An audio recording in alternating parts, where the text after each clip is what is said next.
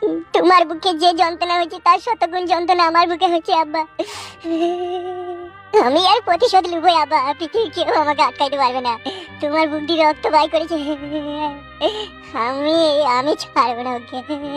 তুই যেখানে যেভাবে থাকবি সাবধানে থাকবি। সাবধানে তো আছি গো আব্বা, আর এই সাবধানে থেকে ওর জীবনকে আমি সাবধান করে দেবো। আমি কোনোদিনও ভাবতেই পারিনি এই আমার জন্য আমার বাবাকে মৃত্যুর সাথে পাঞ্জা লইতে হবে। শোনো জামাই, তোমাকে আমি একটা কথা বলছি। তুমি এখন কোথায় আছো? কোথায়? আমাদের গ্রামের শেষ মাথায় যে রাজার বাড়িটা, পুরনো ভাঙা বাড়িটা আছে, ওইখানে আমরা আশ্রয় নিয়েছি। সাবধানে থাকবে, এমএলএ সাহেবের লোকজনের সামনে সামনে কখনো হবে না।